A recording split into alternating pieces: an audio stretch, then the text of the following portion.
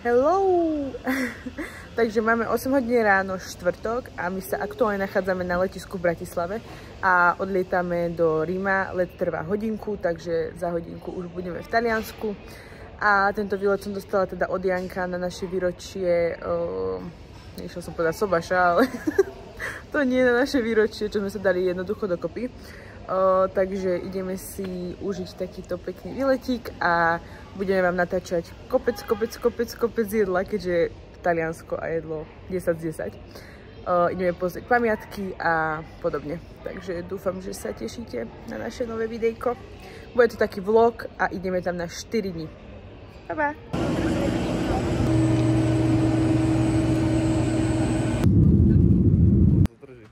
Hlásime sa vám z Ríma.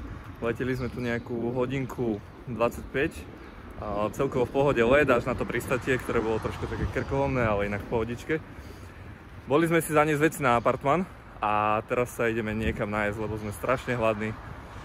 Akože ani sa to nezdalo, sme si povedali, že ideme vlastne do Ríma, že je to kúsok, ale cestujeme už vlastne nejakých 8 hodín, kým sme vyšli z domu teda. Vzhľadom na to, že sme šli o 4 ráno z domu, 2 hodiny do Bratislavy, 2 hodiny na letisku, 2 hodiny dajme tomu let.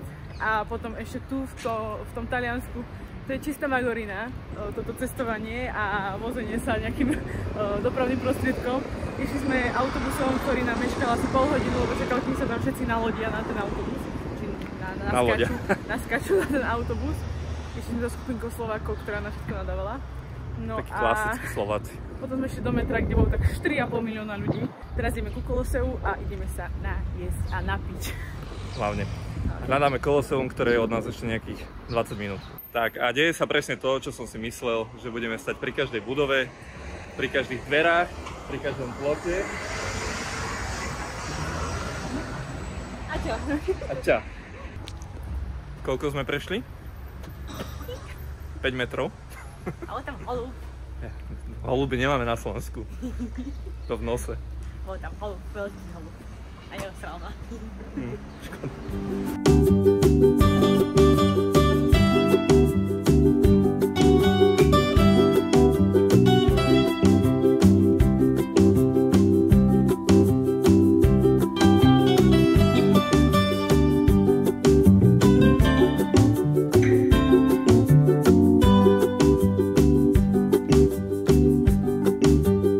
Poučenie číslo 1.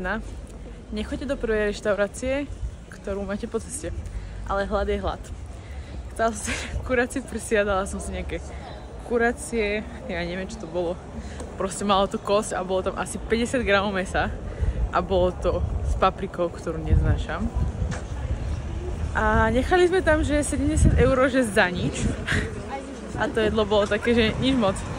Takže prvá reštika od Kolosea asi neodporúčame. No a takto vyzerá náš apartmán. Stalo to 591 € na 4 dní a 3 noci. Takto tu máme obrovskú obývačku. Balkón. Kuchyňu, pekne vybavenú. Máme tu že 2 spálne. Tu je jedna spálňa z Vicky, tá je obsadená so mnou. Jedna kúpeľňa s vaňou, druhá kúpeľňa so sprchovým kútom. Ďalšia izba, ďalšia posteľ a ešte sa dá rozložiť gauč. Je to v takej strategickej polohe. Je to celkovo tak asi, že drahšie, lebo 591 € asi nie je málo na 4 dní. Ale je to taká dobrá poloha, vlastne sme nejak 25 minút od Kolosea pešo. Máme tu hneď zastávku metra, čo ešte tu je. A ešte tu je zase Vicky, proste v kuse tu je Vicky. A ja som zjedol moju kuchyňsku. Nezjedol som ti ju? Zjedol som ju.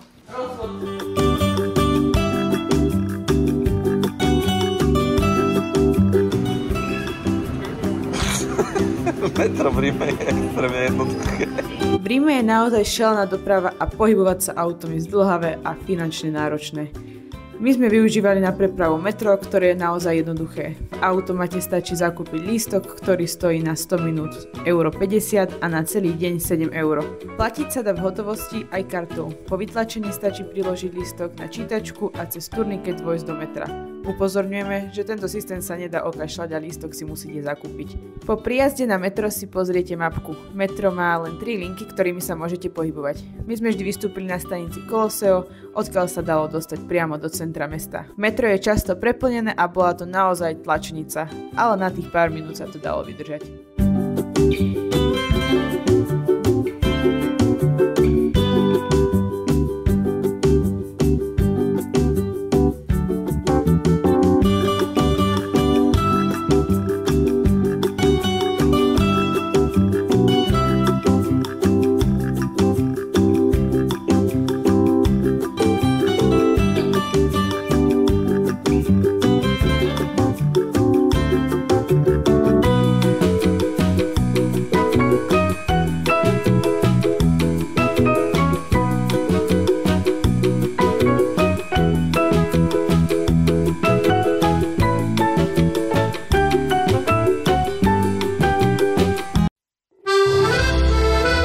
Rím v sebe skrýva nielen krásnu históriu, ale aj chutné jedlo, na ktoré sme sa veľmi tešili.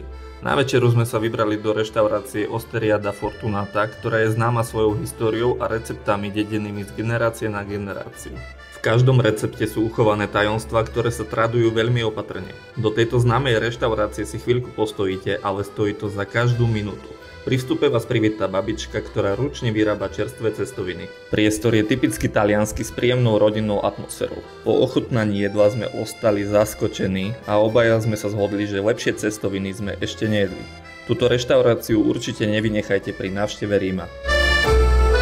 Ako sladkú bodku za celý dňom sme museli otestovať talianske tiramisu. Mr. 100 tiramisu máte na výber až 100 príchutí od sladkých cez ovocné či alkoholické. Poviem vám, že vybrať si je naozaj umenie. No, prvý deň v Ríme máme za sebou. Aktuálne sme v strede Panteónu a máme tiramisu. Bolo to super a vidíme sa pri ďalšom dni. Ideme si ešte kúpiť sandwich, jak by povedal strico Filip. Vidíme sa zajtra.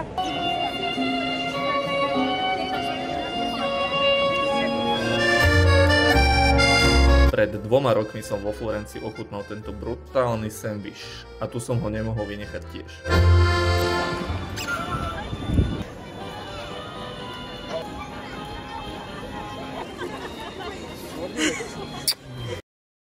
Máme tu druhý deň v Ríme, ja som sa namaľovala, dala som sa troška dokopy, urobila som sa človeka, lebo sme boli extrémne unavení a vyzerala som, ako keby som nespala 4 dní. No, takže už sme takto pekne vyobliekaní a môžeme ísť do mesta, ideme na raňajky. Našiel som nejakú výbornú raňajkareň, bola veľmi dobre hodnotená, volá sa, že Barnum reštaurácia, bistro. No a uvidíme, čo to bude, lebo vyzeralo to fakt veľmi dobre. Potom máme na pláne navštíviť nejaký ten chrám, nejaký ten kostol, lebo je ich tu fakt, že strašne veľa, ale našli sme jeden, ktorý má tie krásne maľby na strope, kostol Ježiša Krista. No a potom sa tu chceme poprechádzať po meste, ešte máme na pláne veľa pamiatok a uvidíme, budeme sa len tak prechádzať, nemáme dnes nejaký taký, že extra plán, takže uvidíme, na čo natrafíme. Ale chceme ísť na zmrzlinu, to je plán. A chceme ísť na nejakú vychýrenú zmrzlinu, o ktorej počúvam už 2 mesiace a uvidíme, dúfam, že bude dobrá. Včera sme tu boli jeden deň, nemala som ani jednu zmrzlinu, takže dneska ideme na zmrzlinu, o ktorej už veľmi dlho rozprávam. Preboha spadlo dieťa.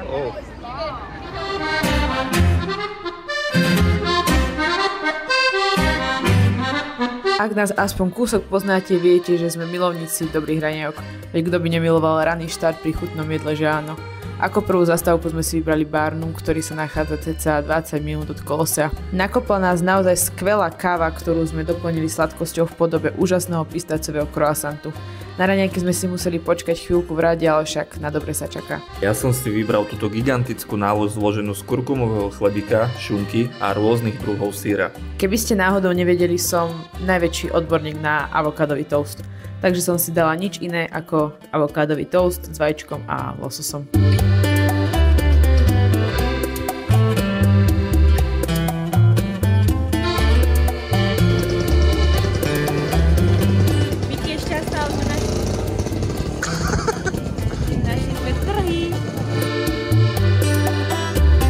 Na týchto trhoch nájdeš naozaj všetko. Chutné ovocie, rôzne druhy zeleniny, Talianské síry od výmyslu sveta.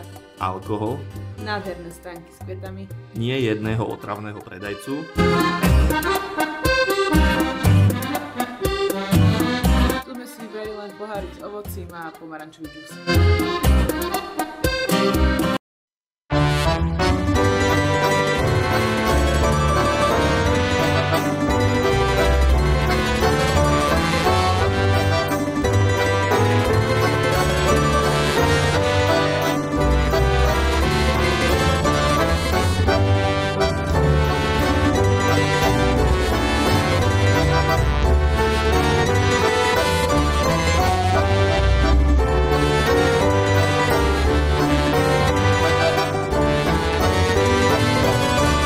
Zmrzlina s najstaršou receptúrou v Ríme. Reč je o Giolitti. Pri vstupe si vyberiete akú veľkosť a koľko kopčekov chcete. Cena je od 3 do 6 eur. Chuťovo to nebol veru žiadny ohromný zážitok a zmrzlina sa neskutočne rýchlo topila. V tomto meste nájdete určite aj chutnejší kopček zmrzliny. Avšak vidieť Vicky a jej detskú radosť, keď dostala do ruky kornutok s náložou zmrzliny, stalo za to. Aj takto nejako vyzerá realita v Ríme na pamiatkách.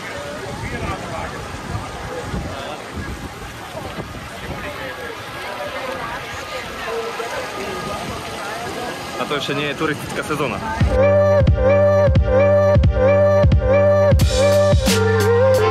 Ak by ste chceli na chvíľku vypadnúť z rušného mesta, odporúčame prechádzku ku Villa Borghese, odkiaľ si môžete vychutnať krásny výhľad a príjemné prostredie.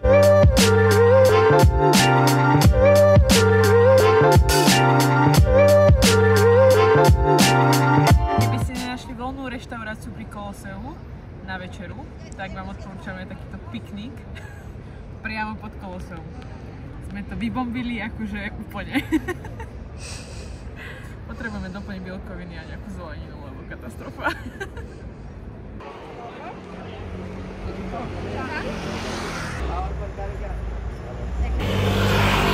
Ku mne.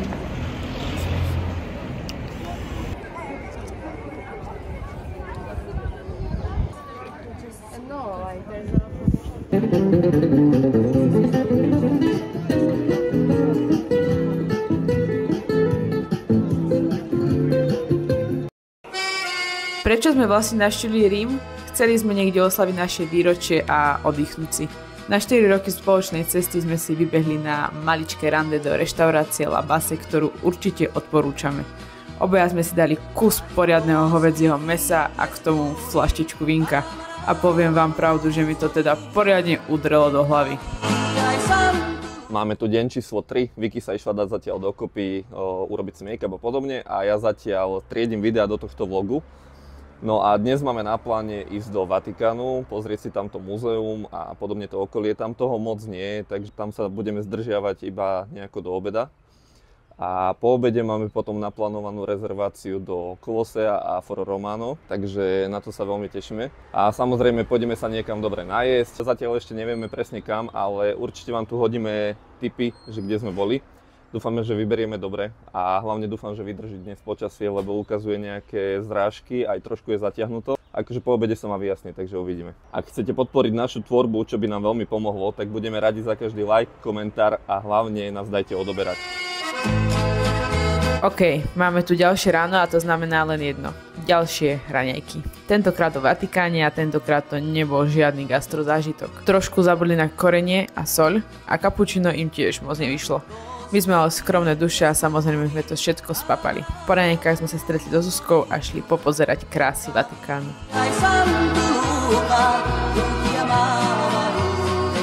Aktuálne sa nachádzame vo Vatikáne.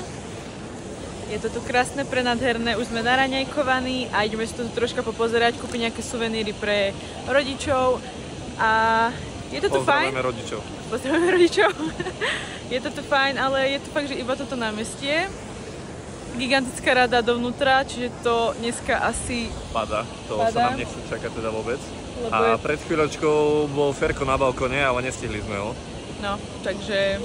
Bolo pozdraviť ľudí, že vraj. Takže sme tu takto po party.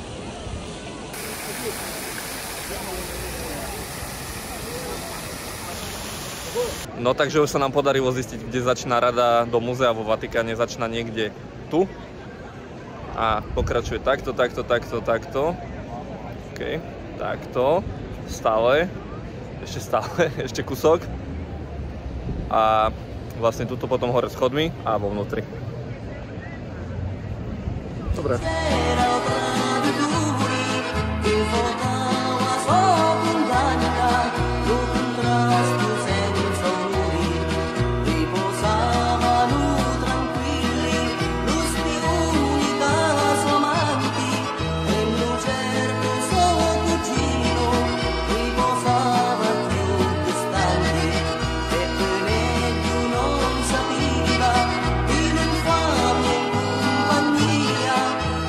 Update ku zmrzline, ku tej zmrzke, ku ktorej sme sa chceli dostať včera, tá najvyhlásenejšia zmrzlina v Ríme, jedna z najstarších teda, tak sa vôbec nechytala na túto font Gelato in Trevi. Je to rovno vedľa fontány di Trevi a je fakt výborná. O dosť lepšia ako tá včera. Ja som mala slavý karamel a bolo 10 z 10. Ja som mal pistáciu a tá bola, že je 11 z 10. No za hodinku máme byť v Koloseu a tu sa ešte extrémne rozpršalo. Máme dážnik za 5 € od nejakého šikmača, ktorý sme našli tuto na ulici. Trošičku je nestabilný. Trošičku je nestabilný a my sme trošička bez mokrí. Takže... Ale musíme to sniť do toho Kolosea, takže musíme šlapať. A dúfam, že nebude pršať už potom, keď ideme v Koloseu. Ale nevyzerá to tak na nádej, keď sme to už hore. No a trošku ti prší do mobilu. Aha, to som si tešila. Výborný tip do Ríma je Roma Pass. Je to vlastne ako keby taká pernamentka do rôznych atrakcií, ktoré sú v Ríme. A dostanete si to úplne jednoducho, akože pre nás to bolo celkom zložité, ale teraz vám to chceme priblížiť a zjednodušiť, aby ste vedeli, ako s tým potom pracovať. Zakúpite si to vlastne online, bude to 48-hodinové alebo 72-hodinový pas. No a zakúpite si to online, potom prídete tu na miesto, nájdete si takéto informácie alebo takúto nejakú pobočku, na ktorej dostanete fyzickú kartu. S tou fyzickou kartou potom už môžete chodiť po tých rôznych pamiatkách. Vždy máte jednu pamiatku, ktorú navštívite ako prvú zdarma a tie ostatné ďalšie pamiatky máte so zľavnenou cenou. A jedine do Kolosea, ak chcete ísť, tak si musíte vytvoriť rezerváciu. Do Kolosea tam není, ale to nevadí.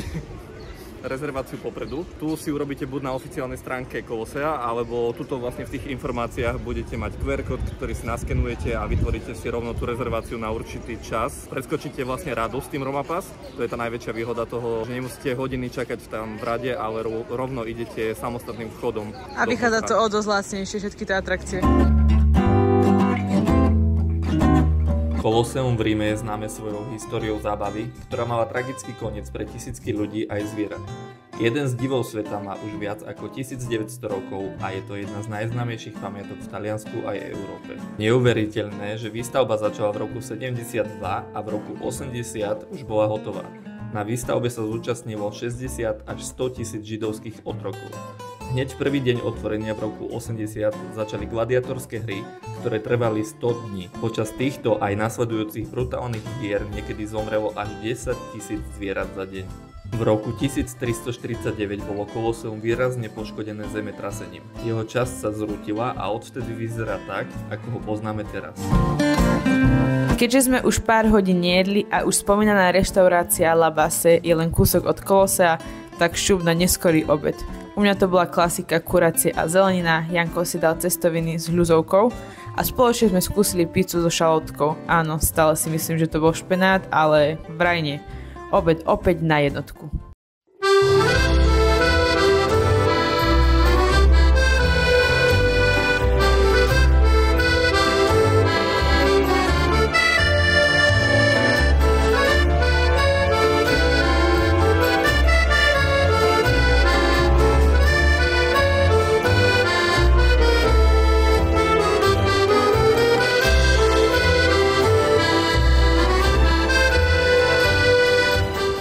Aktuálne nás čaká posledný deň v Ríme, teda posledné hodinky v Ríme. Ideme sa iba naraňajkovať, raz sme šli na prechádzku takú polhodinovú a ideme znova do tej raňajkárne, kde sme boli vlastne pred 2 dňami, pretože nám to tam veľmi chutilo a chceli sme už viac menej tak na istotu.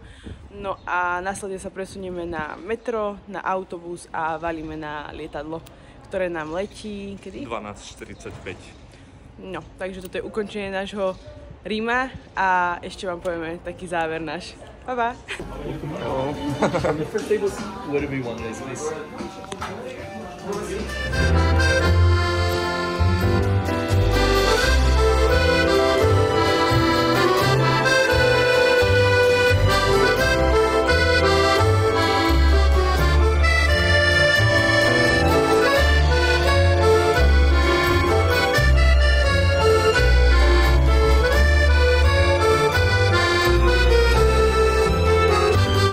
Tak a tu končí náš výlet krásnym Rímom. Toto mesto nás zanechalo krásne spomienky a radi sa sem určite vrátime.